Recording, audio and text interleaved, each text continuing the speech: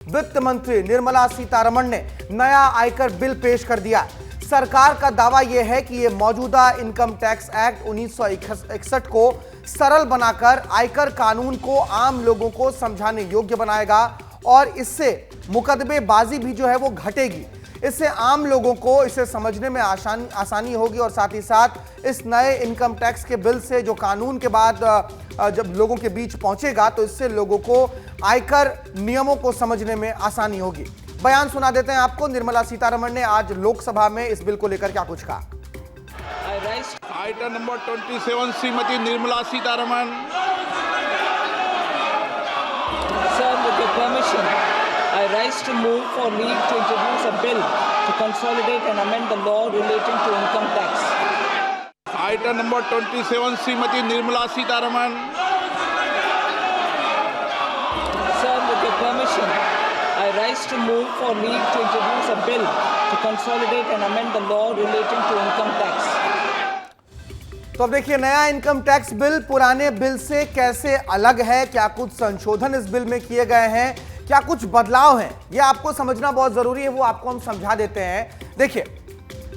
देखिए अब income tax bill जो अभी पेश किया गया है उसमें मुख्यतः क्या कहा गया है। देखिए नया इनकम टैक्स बिल जो है वो 622 पेजों का है, पन्नों का है, और जो पुराना इनकम टैक्स बिल था 1961 का वो 880 पेज का था।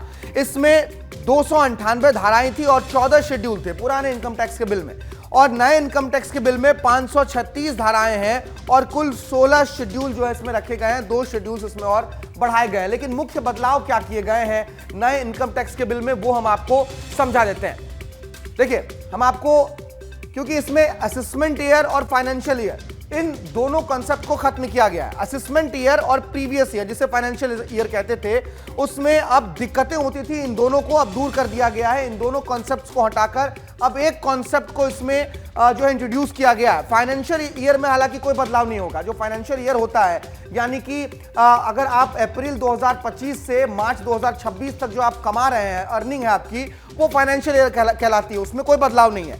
1 अप्रैल से शुरू होकर 31 मार्च तक ये फाइनेंशियल ईयर चलता है। लेकिन जो असेसमेंट ईयर का कॉन्सेप्ट था उसे खत्म किया गया है। एक इनकम टैक्स ईयर जो है वो होना है टैक्स ईयर। मौजूदा एक्ट में income tax return filing section 139 के तहत जो है वो की जाएगी। New tax regime section 115 BSc के तहत जो है वो हो सकता है नए बिल के मुताबिक। लेकिन जो वो एक पेज फंसता था असेसमेंट ईयर और फाइनेंशियल ईयर का, उसको खत्म करके अब एक ही कॉन्सेप्ट को रखा गया है टैक्स ईयर, और उसी में आप अर्न भी कर रहे हैं, कमा भी रहे हैं, और उसी में आपको अपनी टैक्स रिटर्न को भी फाइल करना है। तो ये प्रमुख बदलाव जो है वो टैक्स बिल में किए गए हैं। और रेसिडेंसी कानूनों में हालांकि कोई बदलाव नहीं किया गया। रेसिडेंसी कानून ये होता है कि आप कम से कम 10 साल तक आप अगर भारत में रहकर कमा रहे हैं तभी आप इनकम टैक्स के कानूनों में और इनकम टैक्स नियम के जो फायदे होते हैं वो आपको मिलता है। तो रेसिडेंसी कानून के तहत कोई बदलाव नहीं किया गया है। अभी भी 10 साल तक का आपका रिटर्न देखा ही जाएगा।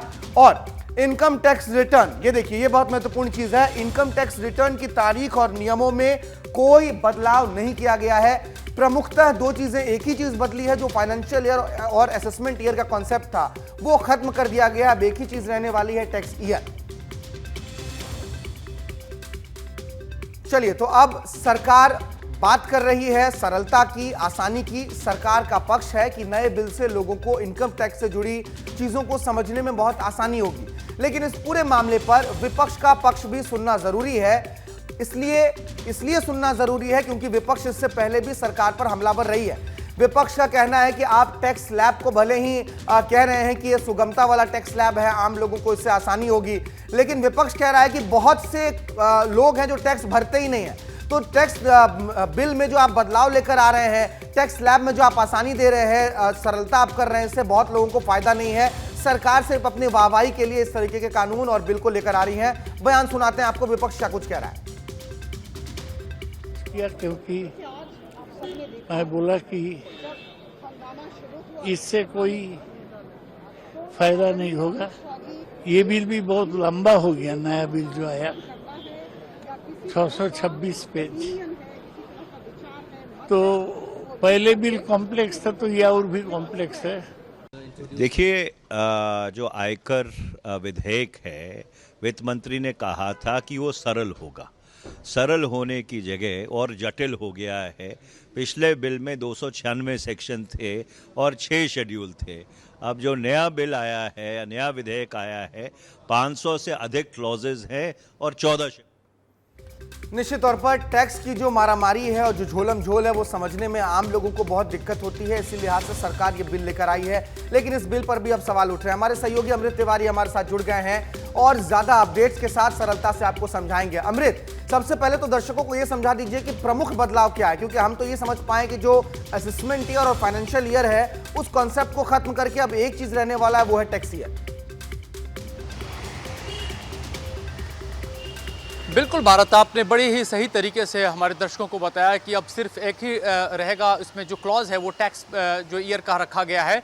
बाकी इसको साधारण भाषा में समझे तो ये एक तरह से कहा जाए कि जो अभी तक जो टैक्स रिजीम थी उसको एक तरह से सिंप्लीफाई करने का काम किया गया है, ताकि टैक्स पेयर को ज़्यादा से ज़्यादा जटिलताओं का सामना न करना पड़े। अब तक की देखेंगे, जैसे कि मनीष तिवारी जिधर इंगित कर रहे थे, 819 के करीब जो है क्लॉज थे, उनको कम करके 536 कर दिया गया है। और सिर्फ वजह एक है कि ताकि जो टैक्स पेयर है उसको जो है जितने भी प्रावधान है उसको समझने में सुगमता हो, आसानी हो, और इसके लिए हर जो वर्ड यहाँ तक के शब्दों को भी सिंप्लीफाई किया गया है, उनको सही तरीके से उसकी व्याख्या की गई है। और साथ ही साथ निर्मला सीतारमण ने एक बात कही जो गौर करने वाली है कि चूंकि 1961 से यह एक्ट लागू है और आज के दौर में दुनिया काफी हद तक बदल गई है, व्यापार के उसूल बदल गए हैं, कमाई के संसाधन भी अलग अलग तरीके से बदल गए हैं। जब ग्लोबलाइजेशन का दौर चल रहा है तो भारत को भी अपने टैक्स सिस्टम में जो है बदलाव करने ही पड़ेंगे। और ये बदलाव कोई ऐसा नहीं कि कोई नए क्लॉज इसमें जोड़े जा रहे हैं, जैसे कि आप भी बता रहे थे,